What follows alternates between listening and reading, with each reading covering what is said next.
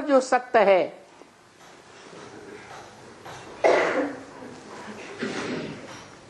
सच्चाई का पार्ट जन्म जन्मांतर बजाया है। सारी दुनिया झूठी बनती है। कैसी झूठी? ब्रह्म वाक्य मुरली में है, झूठ है झूठ। क्या? झूठ है झूठ, सच की रत्ती नहीं। वो भी यही कहता, और वो जिसमें प्रवेश करता है, जिसे बताया राम बाप को कहा जाता है, कृष्ण बच्चे को कहा जाता, तो वो राम वाली बाप वाली आत्मा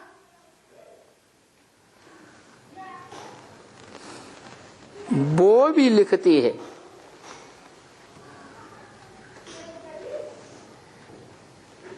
झूठ है लेना, झूठ है देना, झूठ है भोजन, झूठ चबेना। क्या मनुष्य का जीवन कैसा हो जाता? जिस समय वो लिखती है उस समय कलयुग की बात है। कलयुग में उस आत्मा ने जो अनुभव किया वो लिख दिया। जो लेन देन है वो सारा झूठा। पापियों का लेते हैं, पापियों को देते हैं। तो कर्म बंधन किसके साथ बंधेगा?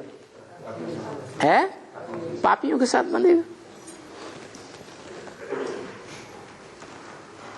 पुण्यात्मा देवता कोई है ही नहीं।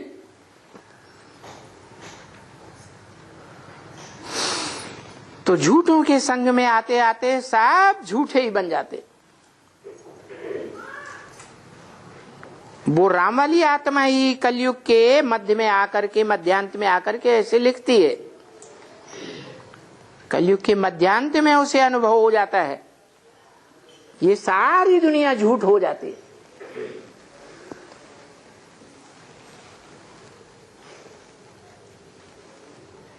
झूठ है लेना, झूठ है देना, झूठ है भोजन।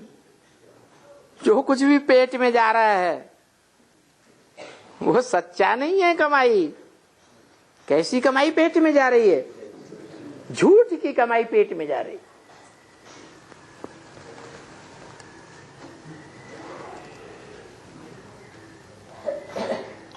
तो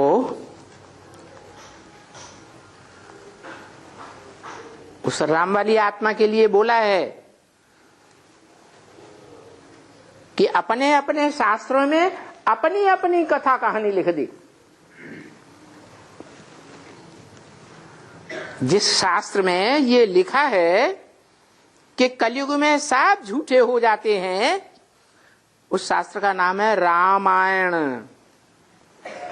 क्या नाम है? राम आयन। आयन माने घर। किसका घर? राम का घर। उस रामायण में राम की जीवन कहानी है, राम का जीवन चरित्र है।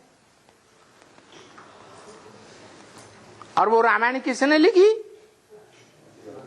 है? जिसने लिखी उसने अपनी जीवन कहानी संगम युग की सारी लिख दी।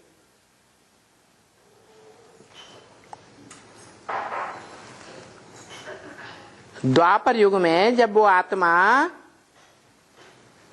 2000 साल पूर्व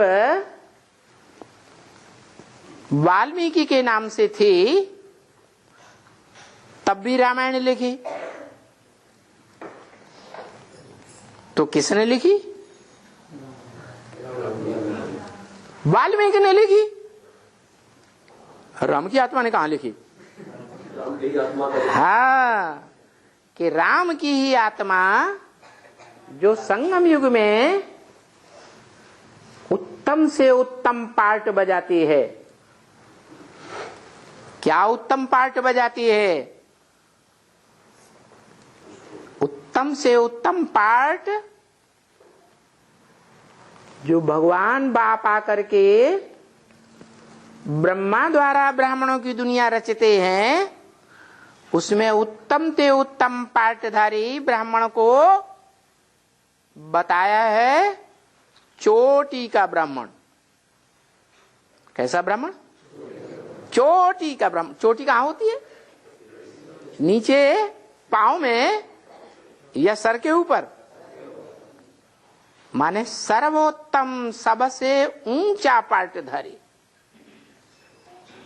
कैसा ऊंचा पार्टधारी?